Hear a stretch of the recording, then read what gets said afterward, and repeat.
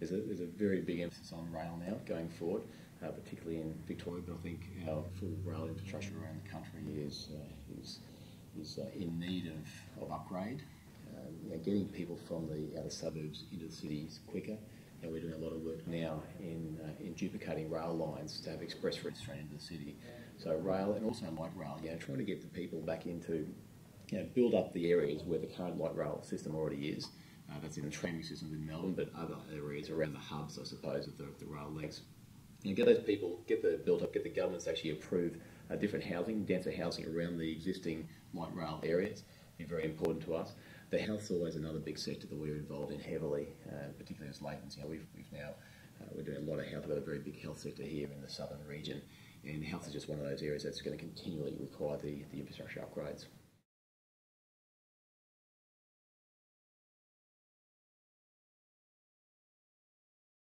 We would certainly like the involvement from a contractor's point of view and from an association point of view, get the involvement as early as we can with the government. We find that there's a lot of delivery methods out there, early contractor involvement, for example, that can engage with the workforce and the contracting base a lot earlier than what the government are currently doing. We believe that we can work together and improve the process of getting some of these projects through the pipeline. It would also be helpful, of course, if governments currently have basically a 4-year term, and that 4-year term allows a certain amount of planning, but then we need a bit more consistency across the industry so that these projects can then be delivered throughout maybe a 10-year plan that the governments, and even if there's a change in government, they can take on the existing involvement from the original.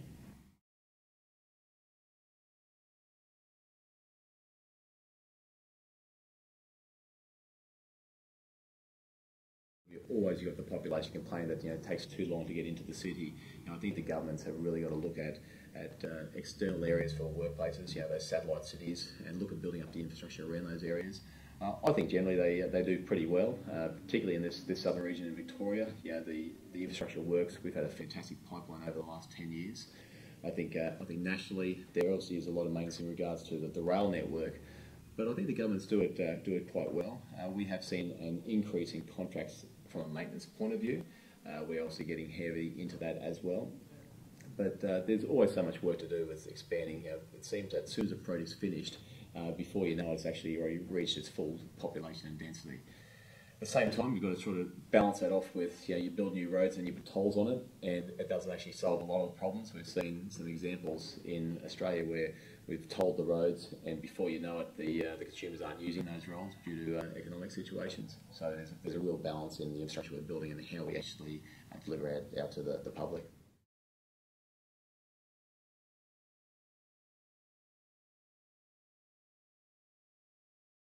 The marketplace would certainly like a different model.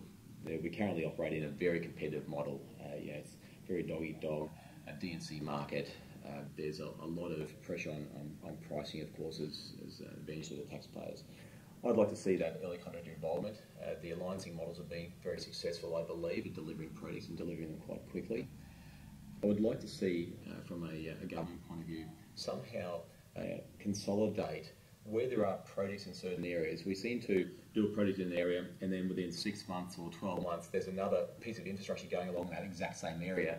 And I question sometimes the effectiveness or the efficiencies from a cost-benefit point of view in some of those projects. So perhaps more planning from an overall authority point of view, and that may be gathering your transport departments, your port departments, your equivalent to your Vic Roads and your DOT.